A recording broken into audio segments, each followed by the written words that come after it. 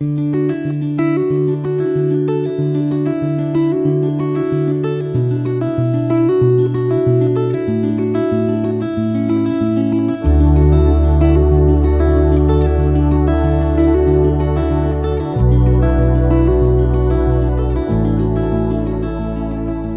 reading begins in Joshua, chapter 3, starting in verse 1.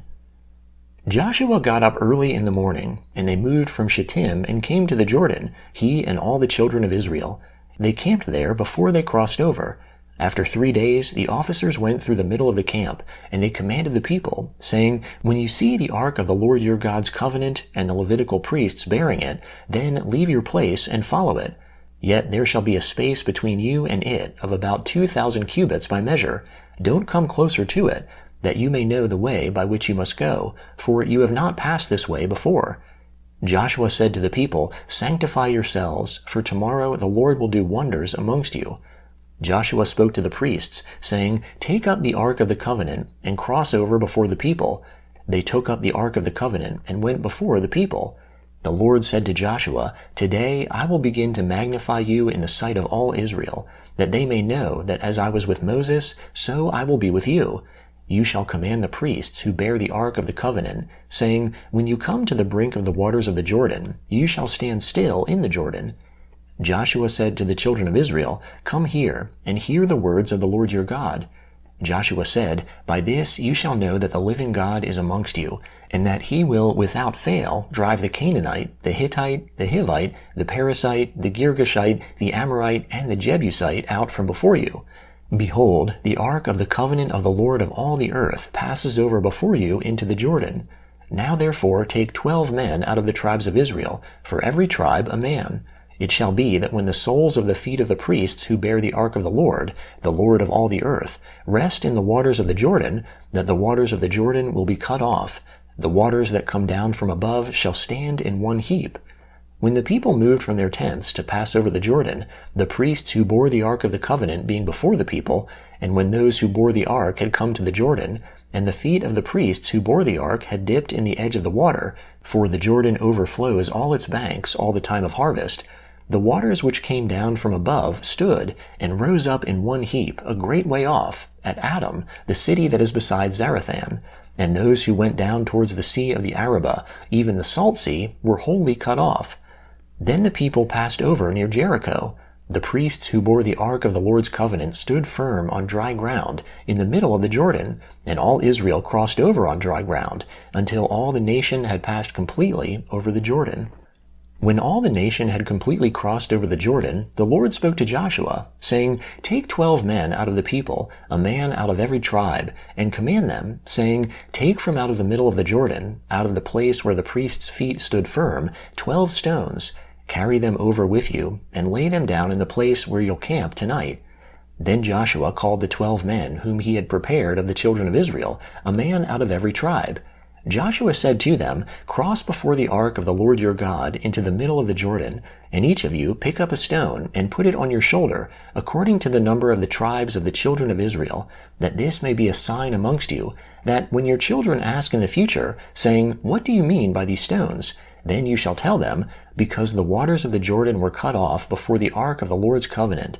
When it crossed over the Jordan, the waters of the Jordan were cut off. These stones shall be for a memorial to the children of Israel forever." The children of Israel did as Joshua commanded, and took up 12 stones out of the middle of the Jordan, as the Lord spoke to Joshua, according to the number of the tribes of the children of Israel. They carried them over with them to the place where they camped, and laid them down there. Joshua set up 12 stones in the middle of the Jordan, in the place where the feet of the priests who bore the ark of the covenant stood, and there they are to this day.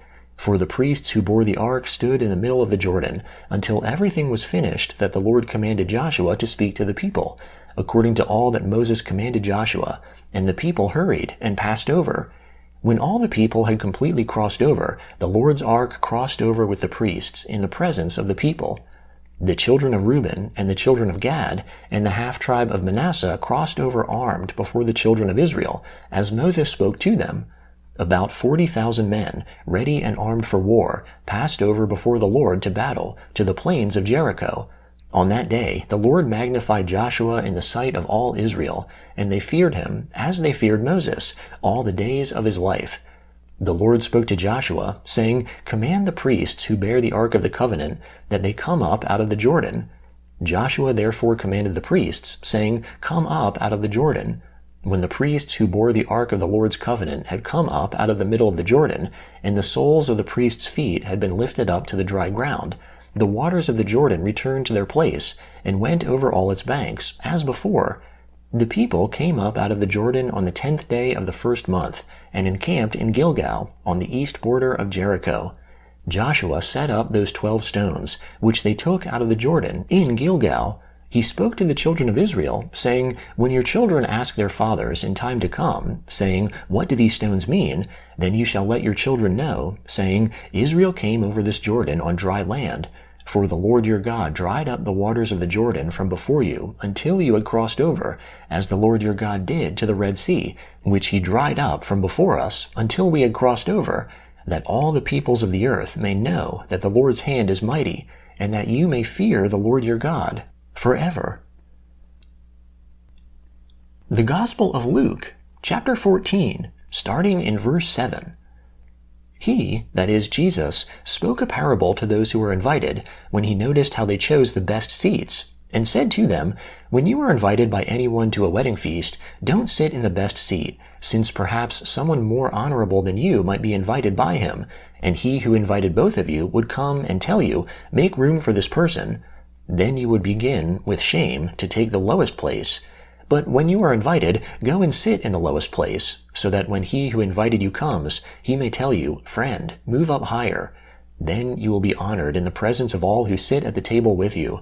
For everyone who exalts himself will be humbled, and whoever humbles himself will be exalted." He also said to the one who had invited him, "When you make a dinner or a supper, don't call your friends, nor your brothers, nor your kinsmen, nor rich neighbors, or perhaps they might also return the favor and pay you back.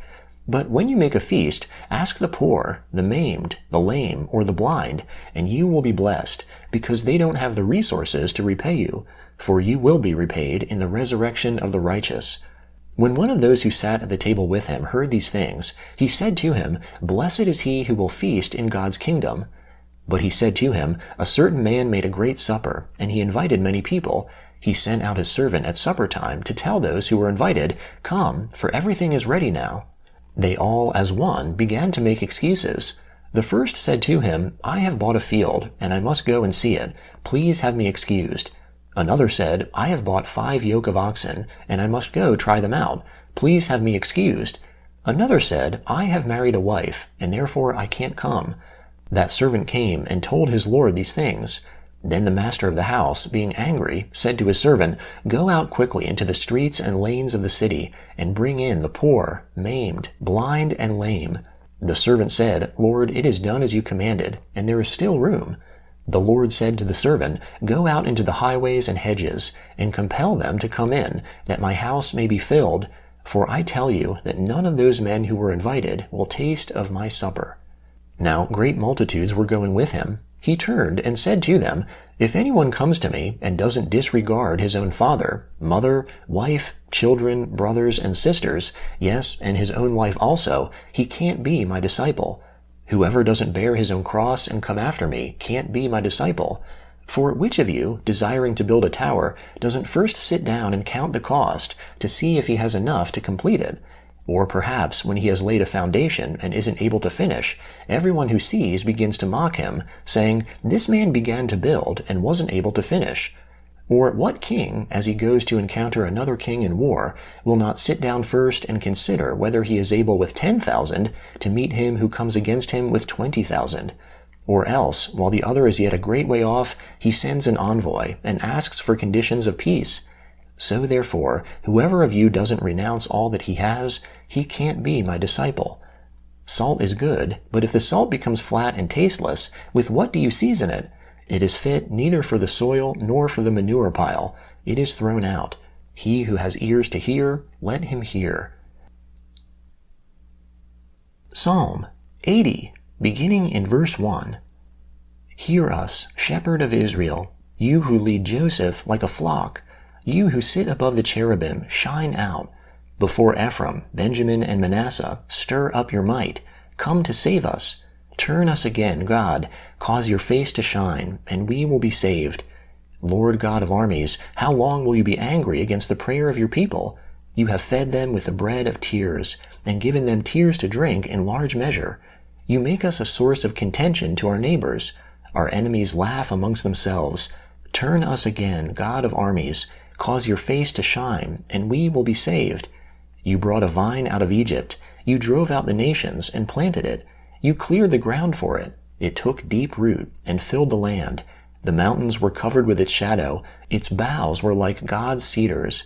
It sent out its branches to the sea, its shoots to the river. Why have you broken down its walls, so that all who pass by the way pluck it? The boar out of the wood ravages it. The wild animals of the field feed on it. Turn again, we beg you, God of armies. Look down from heaven and see and visit this vine, the stock which your right hand planted, the branch that you made strong for yourself. It's burned with fire, it's cut down, they perish at your rebuke. Let your hand be on the man of your right hand, on the Son of Man, whom you made strong for yourself. So we will not turn away from you. Revive us, and we will call on your name. Turn us again, Lord God of armies. Cause your face to shine, and we will be saved. Proverbs chapter 12, beginning in verse 27. The slothful man doesn't roast his game, but the possessions of diligent men are prized. In the way of righteousness is life. In its path there is no death.